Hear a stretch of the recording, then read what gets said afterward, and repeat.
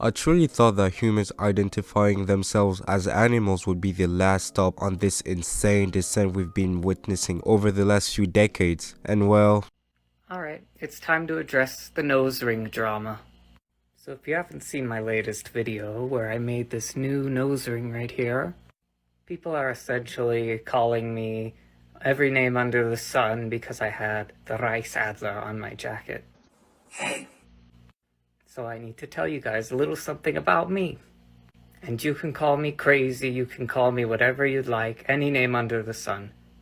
But I'm very in tune with my past and my past lives and lifetimes that I've lived before this one. My last life just so happened to be a very infamous one. Me offing myself was one of the first memories I had from that lifetime. It came to me when I was 5 in my nightmares.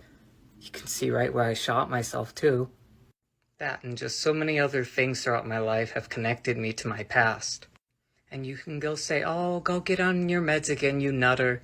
I've been on so many meds and none of them have changed what I saw when I was 5. Even a crackhead telling me he knows Coca-Cola's secret formula would be easier to believe than this. His name is Felix Cypher. He's a trans and his mom is Jewish. Yes, you heard it correctly. And he got banned from TikTok after claiming he's Hitler's reincarnation. I can go on the main lane to justify his behavior, which is the mental illness card, or I can actually hold him accountable and say that all Gen Z Hitler is clout chasing. Don't get me wrong, he may be mentally unstable and most likely needs help. He even said that he wasn't on his meds, but I feel like we can't disregard the clout chasing possibility. But first, where were your parents, family, teachers, acquaintances, fuck, even your pet during the first 18 years of your life? His mom is Jewish, he's a trans, but he pulled the Uno reverse on his own people for a dead man who would have roasted him in the 40s. It feels like we're watching a parody of history itself. You got the well-known show on one hand and the shady copycat on the other hand. The only thing they share is their mother's religion, and that was enough to make him believe in his own hype, although it's definitely not the kind of hype you should be looking for. Apparently, he's been worshipping Hitler ever since his childhood. As a parent, you're supposed to educate your kid and put them on the right path every time they start zigzagging. Your kid tells you he's a cat, you tell him he's human and to stop his BS. If he continues,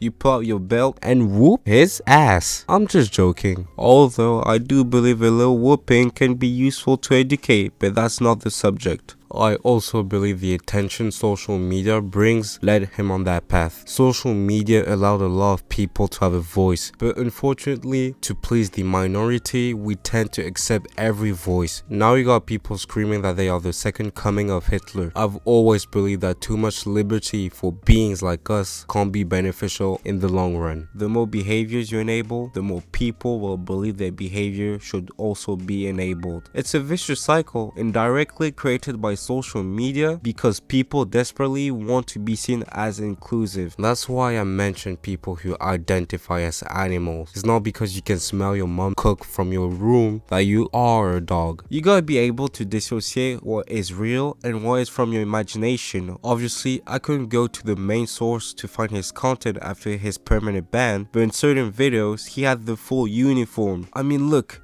he would receive a worse treatment than the water boy if they saw him in this uniform with this hairstyle during the 40s. I'm sure they would prefer to have me on the team than him. And I'm black. It's really sad what we are witnessing. But the question is, when these people feel that they have a voice and with that kind of ideology, can we fear the day he commits a crime? Because knowing his past life, we can say job's not finished. Even if you don't plan to commit something, it's still disrespectful towards the victims. I don't think you would be happy if you saw that dumbass and you had some family members who died because of Hitler. The internet has become a place full of degenerates, and maybe we should be tight on the internet to prevent other specimens like him to appear. Maybe we should actually raise awareness at a younger age about the impact of the internet on your mind, because nowadays you got 7 years old tweeting rants about the unfairness of elementary school. You can give a voice to all your fantasies, and sometimes that's that's not the best option. It only becomes worse when you have people listening to you. Just look at Elliot Rodger, the guy with an ego bigger than a planet and responsible for the death of innocent people because he thought women were in the obligation to have sex with him. Now he is worshipped by some people online and in real life. 3 years ago, not everyone could interact with a wide audience, let alone influence them. You post something online and you can inspire, convince, radicalize